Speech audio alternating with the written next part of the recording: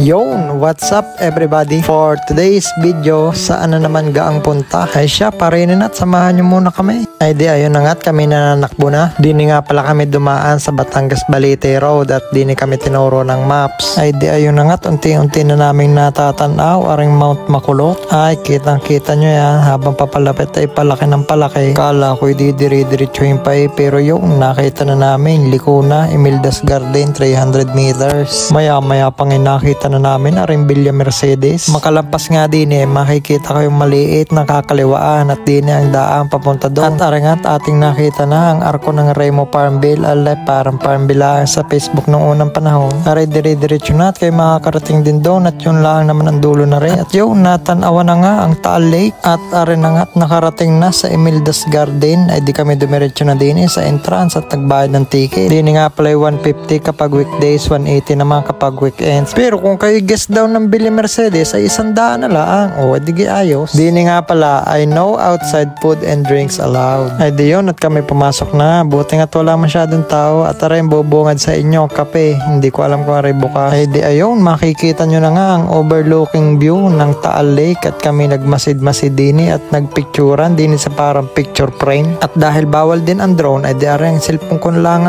tinaas na ko. Sayang ang dala ko ng drone. Ikala ko'y pwede. Ay hayain na. Ay diyon at kami nagpunta na nga din sa mga magagandang spot ng picturan at diyon pumisto na ng maigi at pipicturan. Pero yung kita nyo gaya ang Taal na usok-usok pa nakalagay naman din bawal ang standby for picture lang. Pero kami nag-video, pwede naman yun.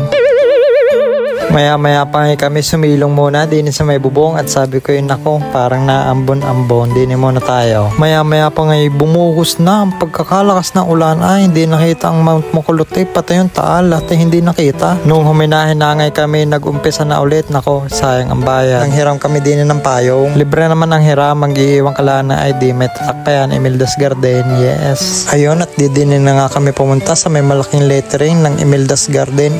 Ayos din nga aring hardin ni Madam Imelda, may fountain din yes. Tapos yun, nung nawala na nga mga tao ay din naman sa famous rainbow kaso hindi na umakyat doon sa tuktok at madulas nako baka magdagasapa. At ayan, kitang-kita ang Taal, active na usok-usok pa. Tapos are ang Mount Makulot na din nila sa gilid. Tapos ay yun nga at kami lumusong na para naman makakita ng ibang view at ibang angle at syempre sumubok din kami na ring swing. Yes. Tapos are yung medyo dulo na part. Kagaling nga din nung pagkaduha ko ay may mga unggo. Hindi ko na lang naipakita at medyo malayo-layo. Katapos nga nun ay kami umahon na ulit. Talagang medyo nadilim na, gabi-gabi na. Ang pinunta din ni sunset ay hindi man lang nakita at gawa nga ng umulan. Ako, sayang. Tapos yan yung kami nakagaya nung nasa Cebu. Hindi na din nakapag-picture at dilim na at saka madami pa nakapila. Medyo madilim-dilim na nga at saka yan. Kita nyo baka kami abutan pa ng malakas na ulan. Makikita nyo di yung nagkikidlata na dun sa Taal. Ay di arin na nga't dilim na at nagbuhay na ng ilaw. Garno nga pala din